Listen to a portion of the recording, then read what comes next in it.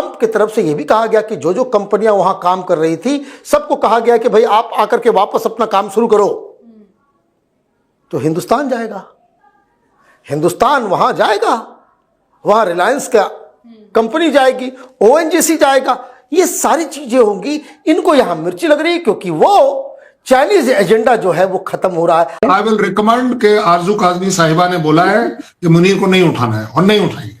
जिस दिन शो में आप बोलेंगे तो उठाना है उस दिन उठाएंगे। सर मैंने तो किसी का नाम भी नहीं लिया, लेकिन सर बात सारी है इसीलिए मैं तो अपनी तरफ से ले रहा हूँ।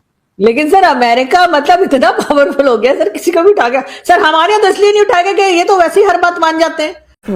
यूएई भी खिलाफ है, सऊदी अरेबिया भी खिलाफ है, अमेरिका भी खिलाफ है, इसराइल सारे खिलाफ। बिकॉज वो इस वक्त वो जो सारा जो ऑयल का रास्ता है ना, जो शिप्स, उनको वो थ्रेटन करते हैं। So that is why everybody is against the Houthi. और उनके पीछे ईरान है। हाँ, उनके पीछे ईरान। जी अच्छा, यूनाइटेड स्टेट फोर्सेस ने एक बार फिर से एक बड़ा धमाका किया है वेनेजुएला के बाद। रशियन जो ऑयल टैंकर्स हैं नॉर्थ अटलांटिक में उनको कैप्चर कर लिया है।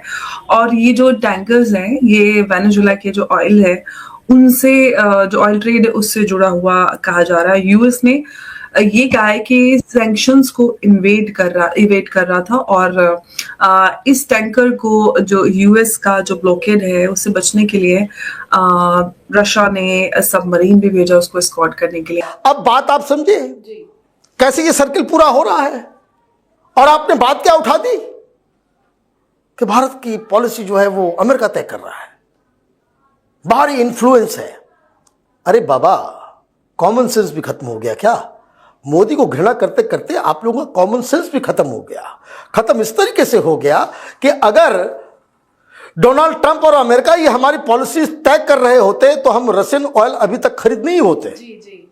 और खरीदने के बजाय हम ज्यादा खरीद रहे हैं, ये भी समझ लीजिए। जय हिंद साथियों। ऑयल वॉर तो तभी शुरू हो गया था जब ट्रंप ने वेनेजुएला के राष्ट्रपति मादुरो को कब्जे में ले लिया था। क्योंकि साथियों वेनेजुएला जो देश है वो तेल के मामले में साथियों शुरुआत से ही काफी चर्चे में रहा है। क्योंकि साथियों अमेरिका कभी नहीं चाहता था कि वेनेजुएला जो देश है वो कभी भी तेल के मामले में ज्यादा आगे निकले और वो अपने तेल को बाकी कंट्री में एक्सपोर्ट कर सके। इसलिए उसको अमेरिका हमेशा किसी न किसी तरह से पछाड़ता रहा है और वेनेजुएला की अर्थव्यवस्था को एक तरीके से पूरी तरह रद्द कर दिया है अभी अगर हम देखें तो। और अभी हम साथियों देखें तो तेल के बारे में सिर्फ वेनेजुएला ही नहीं, ईरान, यूएई, सऊदी, ये सब भी आपस में कहीं ना कहीं एक दूसरे से जलन रखते हैं कि तेल से ये ज्यादा पैसे न कमा लें। और अभी हमें साथियों ये भी देखना है कि इस मामले में इंडिया जो है किस तरीके से फायदा ले सकता है। क्योंकि साथियों इंडिया भी अपना लगा पड़ा है कि इस बीच में इंडिया भी कुछ फायदा ले जाए और साथियों इसकी संभावना भी अभी ज्यादा नजर आ रही है। पायरेट्स ऑफ द कैरिबियन, मतलब literally pirates of the Caribbean वाला सीन हो रखा है। कल हुआ क्या कि रशिया और चाइना ने 2-3 शिप्स भेजे अपने वहां से वेनेजुएला से तेल निकालने के लिए। 1-2 निकल गए, 2 पकड़े गए। But the interesting thing is US ने एक्चुअली रशिया के शिप्स को बोर्ड करा, मिलिटरीली बोर्ड करा। Now you know this is a bit dangerous. एक लाइन क्रॉस हो रही है यहां पर। अब यही नहीं, इसके साथ साथ यूरोप की तरफ से, उनके लीडर्स की तरफ से एक बयान आने शुरू हुए हैं। मेरी हंसी नहीं बंद हो रही है सुन के कि भैया अगर आपने डेनमार्क लिया तो हम जितने भी आपके अमेरिकन बेस है हम ले लेंगे। अच्छा, ये भी है, ये भी एक एंगल है। मतलब यूरोप एक ऐसी चीज है, वो अमेरिका से भी लड़ना चाहता है, रशिया से भी लड़ना, मतलब सबसे लड़ना चाहता है। कोई टेंशन नहीं है उसको, वो बोलता है भैया लड़ो। हो क्या रहा है भाई, ये western world is gone nuts. What I mean, समझ नहीं आ रहा what to make out of this. To a point Trump साहब ने बोला भैया मेरे को 50 मिलियन बैरल तेल के मिल गए वेनेजुएला से। उन्होंने अनाउंसमेंट कर दी भाई Venezuela will only by American products, मतलब। एंड वहां पर वेनेजुएला में क्या चल रहा है, एक मेजर जनरल साहब को उन्होंने कन्विक्ट कर दिया है फॉर ट्रीजन। ठीक है, हावियर समथिंग उसका नाम है। he's been convicted for treason. That part of the world जो वेस्टर्न वर्ल्ड माना जाता था कि एक सिविलाइज्ड वर्ल्ड था, वो फतीह भाई नमस्कार, कहाँ है यार वो हमको सिखाने वाले व्हाइट मैन्स बर्डन वाले लोग। मैं परेशान हो गया हूँ यार। who should I give my burden to now? यार अब तो आपने जो कहा उसके साथ में कुछ चीज ऐड कर सकता। एक तो पहले let me put it this way, Bengali में एक कहावत है ओती चालाकेर गलाय दौरी, which means the over smart eventually has the noose around his neck. अब यूरोप का प्रेडिकमेंट देखिए, मैक्रोन उस दिन ट्वीट किया कि बहुत बढ़िया काम किया अमेरिका ने। उस दिन प्लेन में 2 दिन पहले ट्रम्प को पूछा गया ग्रीनलैंड के बारे में, ग्रीनलैंड के बारे में 2 महीने बाद बात करेंगे, will talk about it 2 months later. उसने बोला कि डेनमार्क के बारे में इसका कमेंट सुनिए ट्रम्प का, बोले कि Denmark is beefing up preparedness in Greenland by adding 1 squad of dog sledge. सारे लोग बहुत सारे लोग हैं जो ये कह रहे हैं, कभी कभी कॉन्स्पिरेसी थ्योरीज बनती हैं कि यूएस और चाइना और पुतिन के बीच में कोई डील चल रही है और पीछे से कुछ चल रहा है।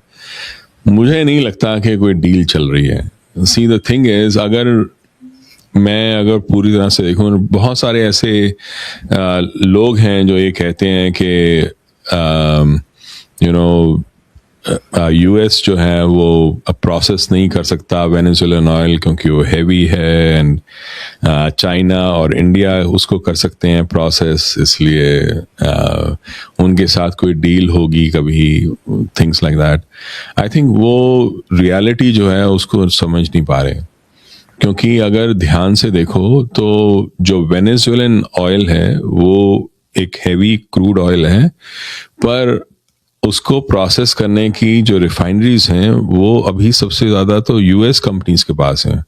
वेलेरो है, वेलेरो की बहुत सारी रिफाइनरीज हैं गल्फ साइड पे और जो मिडवेस्ट में, एंड ऑल्सो मैराथन की हैं। तो बेसिकली यूएस के पास क्या है कि कैनेडियन ऑयल भी हैवी है, हैवी क्रूड है। तो सबसे ज़्यादा इम्पैक्ट इस चीज़ का, वेनेजुएला के ऑयल का, एक्चुअली कनाडा को पड़ेगा, नॉट टू लाइक यूएस और एनीवेयर एल्स। जो वेनेजुएलन ऑयल है वो हैवी क्रूड है, heavy and Sawar crude, so is Canadian oil, क्योंकि जब वेनेजुएलन ऑयल नहीं आ रहा था तो कैनेडियन ऑयल को वो ज़्यादा प्रोसेस कर रहे थे। और साथियों, इंडिया तो पहले से ही रसिया से सस्ता तेल खरीद रहा था। हालांकि यूएस ने इंडिया को कई बार धमकाने की कोशिश की, उसके बावजूद जो है साथियों, इंडिया अपनी फॉरेन पॉलिसी को अपने हिसाब से चलाने में समर्थ रहा है और इंडिया जो है इसका फायदा लेता रहा है। और अब इंडिया के पास एक और अवसर आ गया है कि अगर इंडिया चाहे तो इस समय वेनेजुएला से तेल चाहे तो सस्ते दाम पर खरीद सकता है। और इस पर शायद खबर भी आ रहा है कि ट्रंप ने ये कह दिया है, जो कुछ समय पहले इंडिया की जो कंपनी है तेल की, जो कि वहां से बंद होकर वापस आ गई थी, अब शायद ये दोबारा वहां जाकर और भी सस्ते दामों पर तेल शायद परचेज कर सके। लेकिन साथियों, इस समय हम देख रहे हैं कि किस तरीके से यूएई, सऊदी और ईरान पर तो साथियों अमेरिका ने इस समय झल्लाया हुआ है, अमेरिका उस पर और बार बार अटैक करता जा रहा है, जिससे ईरान तो तेल की बात तो कभी कर ही नहीं रहा है। लेकिन यूएई और सऊदी भी आपस में साथियों भिड़ा पड़ा है। और साथियों, इंडिया रसिया से तो तेल ले ही रहा था सस्ते दामों पर। हालांकि अभी जो है इंडिया उनसे तो तेल लेते ही रहेंगे, पर कोशिश करेंगे कि अब वेनेजुएला में भी अपना अड्डा बना लिया जाए।